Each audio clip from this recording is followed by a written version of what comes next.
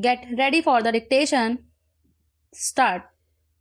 In conclusion, I would like to say a word in regard to employment with which I have been dealing so far. According to the figures supplied, the number of displaced persons from Bangladesh employed through employment exchanges is only 37,000. This is very meager compared with their total number, which comes to 32 lakhs according to the official figures. This is with regard to Bangladesh refugees. The number of displaced persons from Pakistan employed through employment exchanges is not very encouraging, but still it is 75,000. I would urge upon the Honorable Minister to take this into consideration and see that something is done to find employment for these people. Of course, there is some expenditure incurred on general education and vocational training, but when we look at the number of persons who have been given vocational training, we find that the number already trained and under training is only 17,000. This figure also seems to be very small considering the magnitude of the problem before us. Some programs of general improvement have been undertaken by the government of West Bengal by way of setting up new industries, etc. These programs should be looked into and put into operation with a view to giving more employment to these displaced persons. Within the limited time at my disposal, I shall limit my remarks to refugees from Bangladesh.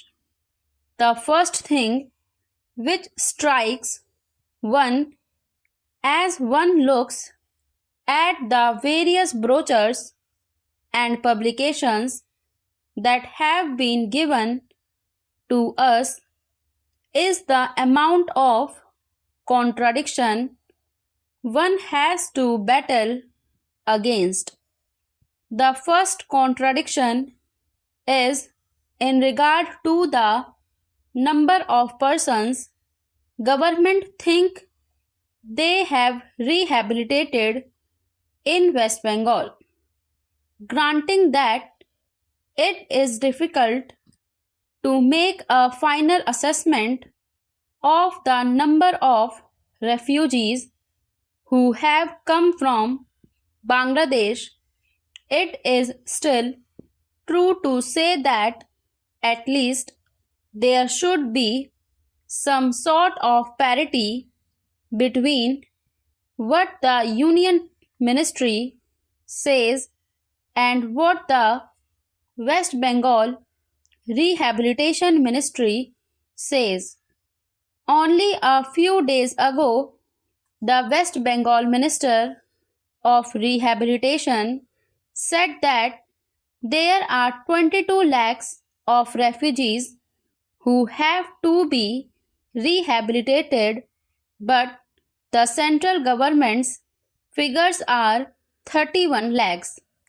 Unless the government know the number of people they have to budget for, it is rather bewildering to know how they mean to plan in bringing about their rehabilitation.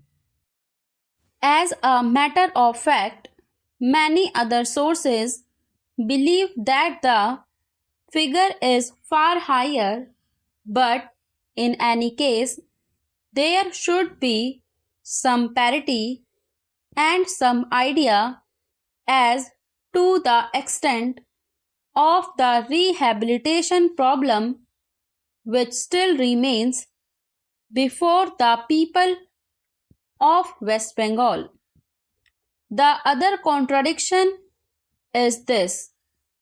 On the one hand, Srimati Renuka Rai says that in the near future they will be making a successful completion of the work of economic rehabilitation of refugees is that state, but only last year Shri A.P. Jain said that as yet the problem of the displaced persons from Bangladesh was a matter which was giving some concern. I really do not understand why, in spite of Shri A.P. Jain recognizing that the problem is still quite serious, Srimati Renuka Rai should have made such a statement. Yet, when we heard the Honorable Finance Minister, we find that there has been a big shortfall in rehabilitation budget. I think that if the fact-finding committee's report has been published, the assessment that we have rehabilitated about 50% of the people of Bangladesh who came over as displaced persons would have become quite clear in regard to its incorrectness. As a matter of fact, when we went round the camps and colonies in West Bengal, we found that as yet not more than 15% of the people have been rehabilitated in the sense that they are able to eke out their subsistence on the poorest levels.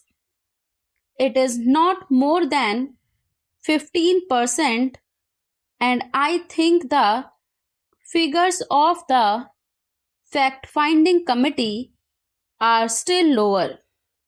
I think this is something that we have to take very seriously and put our minds to and apply all the resources that we have to find out how we will be able to tackle this problem of rehabilitation. Now, coming to the question of relief, I feel that until we are able to give really proper rehabilitation, we cannot withdraw relief. It is no use arguing whether relief leads to lethargy and moral slackness. Unless our rehabilitation policies are fruitful, have we any right to starve the people to death? As a matter of fact, Shri A.P. Jain may know that in West Bengal, the incidence of tuberculosis amongst the refugee population is very high. Only a small percentage of them is catered for by the medical relief given by the Directorate of Rehabilitation. If I am to tell you the tragic fate of the refugees in West Bengal, I would refer you to a report which appeared in February 1954.